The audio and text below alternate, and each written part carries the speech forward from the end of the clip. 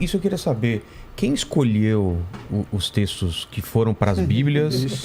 Porque de uma forma resumida, claro. Por que existem os apócrifos? Por que isso é bastante orgânico, na verdade. E a Bíblia católica é maior do que a Bíblia protestante? No Novo Testamento elas são iguais. Então, para efeitos de estudar Jesus, assim... Não faz diferença, Não faz diferença. Mas, assim... Não significa que tenham escritos, tem o Evangelho de Pedro... Isso são outros apócrifos. Não está na Bíblia católica, mas existem outros apócrifos. Então, o que acontece? Evangelhos tem um monte. Ah, é? É. Quantos, mais ou menos? Nossa, se a gente for falar de apócrifos do Novo Testamento, a gente está falando de mais de 60. Mas, o quê? Mas bem assim, mas peraí. Eu vou chegar lá. Eu vou chegar lá. Quero entender isso. Muito posterior. Tá. Eu vou chegar lá. Umas viagens total. De repente a gente escreve um aqui. Desses textos todos, que a gente tem, que é mais ou menos da mesma época, ou seja, primeiro século, coladinho na história de Jesus, que a gente tem que não entrou na Bíblia, é só o Evangelho de Tomé. Tá? E Tomé é discutível. Você pegar Mark Goodacre, que é professor de Duke University, você pegar o Simon Gathercole, que é professor em Cambridge, os dois vão mostrar com razoável capacidade de convencimento, é bastante convincente o que eles escrevem, que o Evangelho de Tomé meio que copia a maior parte do Evangelho de Mateus, que a gente chama na academia de dependência. Então, Tomé é dependente de Mateus. Ele pega Mateus e copia uma boa parte. Então, seria posterior. Então, você joga o Evangelho de Tomé lá para frente. Né? Mais tarde. Mas, de todos eles, o Evangelho de Tomé é um que poderia nos ensinar alguma coisa, talvez... Epístola Clemente. Clemente, tá. Tudo bem. Melhorzinho. Né? Agora, Evangelho, com esse nome, com essa epígrafe, Evangelho, seria talvez o de Tomé. E de Judas? Então, aí é que tá. Judas é final do 2º século. Tá? Já é bem depois. Tem uma turma que é... Quando você fala que segundo século é quando foi redigido. Redigido? Redigido. Então, essas conversas são conversas que não fazem... Porque os documentos do Novo Testamento... Tem um cara que ele era totalmente liberal, no sentido de não acreditar na teologia do Novo Testamento. Esse cara... chamado John Robinson. Ele escreveu um livro sobre a datação do Novo Testamento. Ele diz o seguinte, ele não tem nenhuma razão. Porque se falar o cara é conservador, está defendendo as ideias, ele diz todo o Novo Testamento tem que ter sido escrito até o ano 70. E o cara não tem nenhuma razão para defender. Então, os documentos do Novo Testamento são do primeiro século. São documentos antigos, do Agora, primeiro século. Quando você tem um negócio escrito 100, 200 anos não depois... Não tem porquê, né? Não tem a ver com a época. Você tem ali alguns documentos... E parece que é muito, né? Você fala assim, foi escrito... O que aconteceu foi escrito 70 anos depois. Parece que é muito. Hoje em dia é muito, né? Que a gente escreve na hora, tá tudo registrado. Mas para aquela época era nada. Bom, o que acontece é o seguinte. Como você tem esse monte de documento, para que esses documentos apócrifos servem? Para você estudar as comunidades cristãs que olhavam para esses documentos, que redigiram esses documentos, e você consegue saber essas comunidades no 2º, no 3º, no 4º século, mais ou menos no que elas acreditavam, para elas terem escrito aqueles documentos, que são documentos apócrifos, às vezes com conteúdo muito parecido com o conteúdo do Novo Testamento, às vezes corroborando mais ou menos as mesmas ideias, às vezes apresentando ideias diferentes, de vertentes do cristianismo divergentes. Jesus, quando era criança, fazia passarinho de barro, derrubava esse é o água. Evangelho da infância de Tomé. E aí, né? Não viu essa cena no filme? Voando, Aquele... A Paixão de Cristo... Não é Paixão de Cristo, Esqueci o nome do filme, que passava em toda a Páscoa na Jesus Globo. de Nazaré de 1977? Mostrava ele se ressuscitando o passarinho. De um apócrifo. No Evangelho da infância de Tomé. Não tem nada a ver. Não é o Evangelho de Tomé, é um outro Evangelho, que é o Evangelho da infância de Tomé, que conta a história de Jesus quando era criança. Esse episódio é um episódio maravilhoso. É um sábado, então o sábado é o dia do descanso, não pode fazer nada. E aí, Jesus está brincando no barro com as outras crianças. As crianças estão brincando no barro, só que Jesus é Jesus. A imaginação do autor é fantástica. O cara está tentando imaginar como é que era um Deus sendo criança. Por isso que ele está escrevendo daquele jeito. E é bem posterior, assim, ao que aconteceu com Jesus. É uma imaginação mesmo do cara. Ele está imaginando Jesus criança e ele escreve lá, Jesus brincando num sábado, dia do descanso, no barro. Só que como Jesus é Jesus, Quando ele está esculpindo no barro, ele não esculpe igual as outras crianças estão esculpindo. Ele faz passarinhos lindos no barro. E aí passa alguém na rua e fala assim, opa, esse cara tá fazendo... Essa criança de 5 anos de idade tá fazendo esculturas no sábado, não pode trabalhar, vamos chamar o pai dele. Aí chama José. Chama José aí pra vir olhar aí a escultura que Jesus está fazendo. E aí mostram para José. Aí, ô José, seu filho está trabalhando no sábado. Quando mostra para José que Jesus está trabalhando no sábado, Jesus chega assim e faz assim, ó. E os passarinhos de barro viram passarinho de verdade. Aí não tinha mais como levar bronca. Não vai levar bronca. Cadê a prova? Que não sabe de nada fala, tá vendo? O pessoal tirou as coisas da Bíblia porque eles queriam esconder não sei o que. A galera tá por fora de tudo. Isso é muito posterior. Quando a gente chega... Assim, respondendo. Quando a gente fala da vida de Jesus, a gente tem os 4 evangelhos. Por que esses 4 evangelhos a gente assume como 4 evangelhos que o cristianismo aceita como narrativa da vida de Jesus? Porque desde muito cedo as comunidades cristãs adotam esses 4.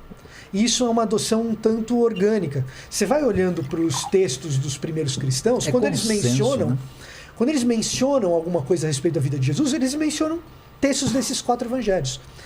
No 2º século, e bem cedo no 2º século, você tem um camarada chamado Taciano, que é um dos pais da igreja, que ele faz uma espécie de biografia de Jesus. Como que é? Porque você tem 4 narrativas diferentes. Vamos pegar e fazer uma biografia unificada. E ele escreve um negócio chamado Diatessaron, que é essa biografia unificada. Essa biografia unificada conta com os 4 evangelhos. Poderia contar com o evangelho de Tomé, que é um evangelho bastante primevo, mas não conta. Conta com os 4, porque os 4 são os bem aceitos. Depois você tem uma outra coletânea de livros que a gente chama de cânon muratoriano. Cânon muratoriano também vai contar com esses 4 evangelhos, com os livros do Novo Testamento de maneira geral que a gente tem, e uma certa tradição petrina a mais do que a gente tem. Aí você fala assim, essa tradição petrina que é a mais do que a gente tem, por que não tá?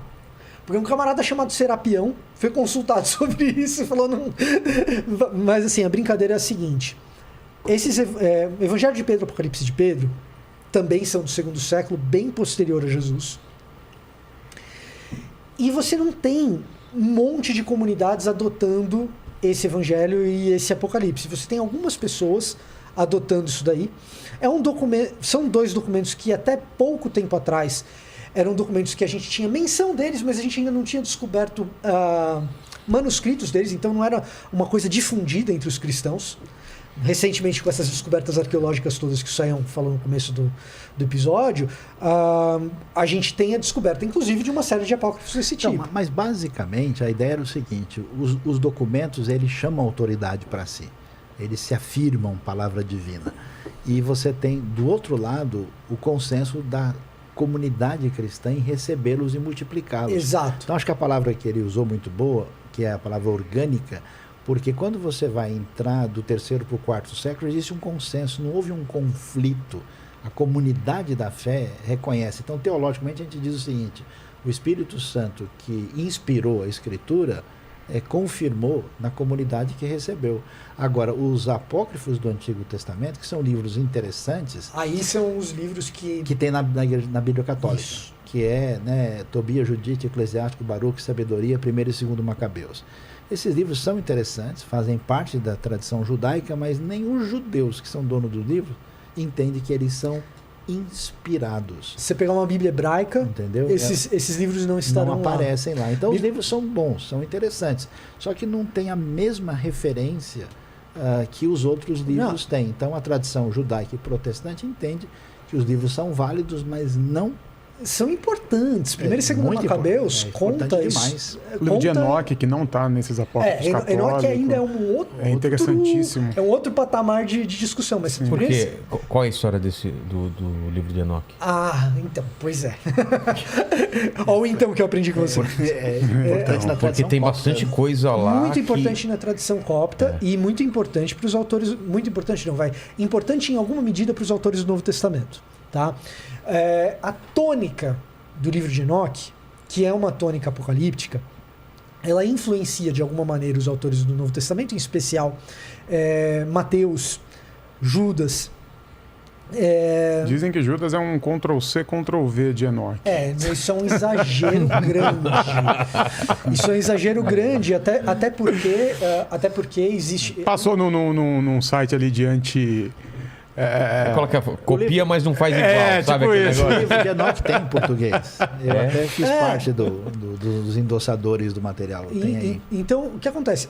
Assim, Judas é uma outra discussão enorme, que é o seguinte: a história da dependência que eu falei do Evangelho de Tomé com o Evangelho de Mateus, qual que é dependente de qual?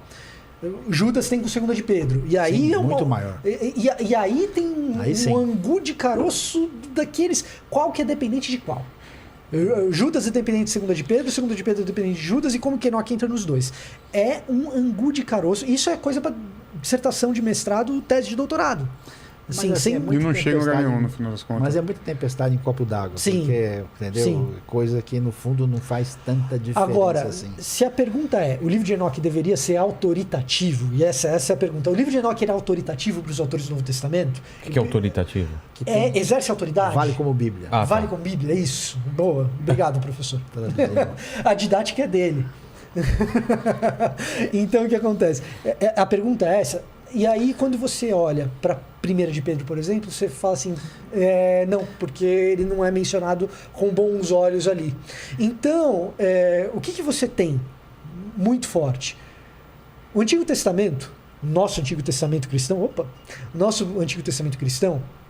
ele é a Bíblia hebraica, que é a tradição judaica. Ele é dividido em 3 partes. Torá, que são os 5 primeiros livros da Bíblia cristã, os profetas e os escritos. Nesses livros, e a partir desses livros, o Novo Testamento configura a sua teologia. Fundamentalmente a partir dos 2 primeiros conjuntos, principalmente, e do livro de Daniel, que está no 3º. Tá? Então, quando você olha assim, para a tradição cristã, o que faz sentido em termos canônicos do Antigo Testamento, no meu entender, é seguir o texto massorético, é seguir o que os próprios judeus acreditam como sua própria Bíblia hebraica. No Novo Testamento, o caroço é menos complicado, talvez, porque você tem isso. Você tem um monte de evangelhos, mas todos do 2º século, 3º. Mas quando você vê E você tem umas fraudes também, o próprio tá? Jesus, o próprio Jesus, quando vai falar... Porque qual é a questão? Quando Jesus menciona o que está acontecendo com ele, e o que faz sentido na sua missão, ele menciona as escrituras Então, isso que eu ia falar, o que vem antes dele e que corrobora o que abre essa discussão que ele é o Messias. Então, ele não só referenda, como o texto do Novo Testamento faz uma citação, por exemplo, no final de Lucas, fala que foi cumprido aquilo que está na lei, nos profetas e nos Salmos. Salmos era o livro mais importante daquilo que era chamado os Ketuvim, os escritos. Então você tem a referência de que a Bíblia hebraica, que é o nosso Antigo Testamento, era percebida pelo próprio Jesus e os autores do Novo Testamento como um escrito diferenciado, que era normativo para a comunidade da fé. Aí depois você tem o Novo Testamento, e por isso que toda a tradição da cristandade, com a exceção aí desses detalhes dos deuterocanônicos chamados apócrifos, entende a Bíblia como um documento que é chamado de palavra divina. Nesse sentido, ele é normativa, mesmo em qualquer tradição, né? Pode-se até discutir como é que esse elemento tem a ver com outras coisas importantes na fé, mas ela é definida como palavra de Deus. Nesse sentido é diferente. Então, os outros livros de fé são bons, têm o seu valor, mas não é a mesma coisa. A história dos israelitas sendo dominados pelos seleucidas e derrotando o império é contada em 1ª e 2ª Macabeus. É um livro importante. E como retratavam Jesus esses profetas que esperavam essa vinda do Messias? Aí, então... Isso é um negócio interessante, porque diferentes profetas vão traçar diferentes retratos. Então, mas tratam do jeito hebraico, né? O pessoal se perdeu, porque Jesus, ao mesmo tempo, é o servo sofredor, é aquele que, olhando para ele, a gente não via nada para que a gente pudesse desejá-lo, e, ao mesmo tempo, ele é o rei vitorioso, rei da casa de Davi, que, sobretudo, dominará. Esse sabor agridoce, que é próprio, né, de uma coisa que parece ser oposta à outra, quando chega no 1º século, o pessoal fala, peraí, isso aí não pode ser, como assim o Messias vai ser um indivíduo sofredor, pobre e tal. Isso não está batendo. Por isso que Jesus era controverso, né? Ele tinha que, digamos assim, para provar que ele era o Messias, só que ele não estava nessa ideia de provar nada para ninguém também. Ele tinha que cumprir uma cartilha quase que impossível, né? Usando o que o Sayão falou. Porque, por um lado, ele era um servo sofredor, por outro lado, ele ia dominar, então tinha os zelotes que achavam que ele tinha que vir com espada de ferro e violência, ao mesmo tempo o outro achava... Então Jesus era uma figura controversa. Ao mesmo tempo que ele realizava milagres, que era de uma cartilha judaica antiga, falou assim, o Messias, para a gente saber que o Messias está aqui, ele vai ter que fazer isso, isso, isso. Ele vai ter que curar um cego de nascença, ele vai ter que curar um leproso. Jesus vinha e fazia isso. Mas, ao mesmo tempo, o estereótipo de Jesus não tinha nada a ver com essa cartilha. Então, ele sempre foi muito controverso, a ponto que, no final das contas, falar, não é Jesus, não mata e acabou a história. Basicamente isso.